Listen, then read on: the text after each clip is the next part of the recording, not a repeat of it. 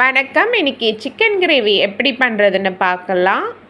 அதுக்கு ஒரு கடாயில் எண்ணெய் ஊற்றி சோம்பு கொஞ்சம் போட்டுக்கோங்க. நல்லா நறுக்கிய வெங்காயம் போட்டுக்கோங்க. வெங்காயம் நல்லா வதங்கட்டும். நல்லா பொன்னிறமாக வதக்குங்க.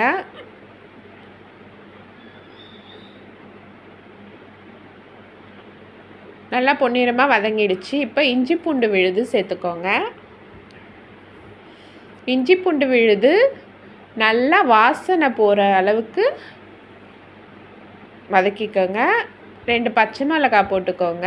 உங்களுக்கு காரம் அதிகம் தேவைன்னா இன்னும் கூட சேர்த்துக்கலாம். கறிவேப்பிலை போட்டுக்கோங்க. கறிவேப்பிலை எப்போவுமே கட் பண்ணி போட்டுக்கோங்க. நறுக்கிய தக்காளி சேர்த்துக்கோங்க. தக்காளி சேர்த்து நல்லா வதக்குங்க. நல்லா குழைய வரட்டும் தக்காளி.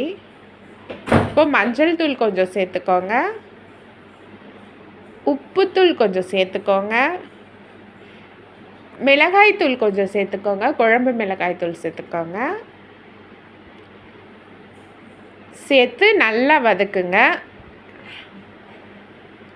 நல்லா மசாலா தக்காளி வெங்காயம் கூட நல்லா சேர்ந்து அந்த வாசம் போகட்டும். இப்போ நல்லா கழுவி வச்சுருக்க சிக்கன் துண்டுங்களை இந்த மசாலா கூட சேர்த்துக்கோங்க. இதை நல்லா கலந்துக்கோங்க. சிக்கனும் இந்த மசாலாவும் நல்லா கலந்து விட்டுங்க. பாருங்க, நல்லா கலந்து விட்டு கொஞ்சம் வேக விடுங்க. கொஞ்சம் நல்லா வேகட்டும்.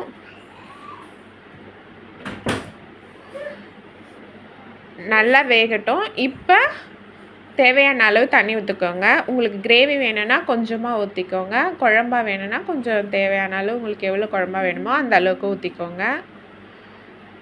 ஊற்றிட்டு நல்லா கலந்து விட்டுட்டு நல்லா கொதிக்க விடுங்க.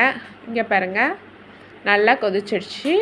கிரேவி ரெடி ஆயிடுச்சு. இது சப்பாத்தி, பூரி, இட்லி, சாதம் எல்லாத்துக்குமே ரொம்ப நல்லாயிருக்கும். இதை செஞ்சு பாருங்கள். நல்லா இருந்துச்சுன்னா என் சேனலை சப்ஸ்கிரைப் பண்ணிக்கோங்க. இப்போ கொத்தமல்லி தழை நல்லா நறுக்கி இது கூட சேர்த்துக்கோங்க. சேர்த்து நல்லா ஒரு கலரி ஆஃப் பண்ணிக்கோங்க. சேனலில் வீடியோ பார்த்ததுக்கு ரொம்ப நன்றி.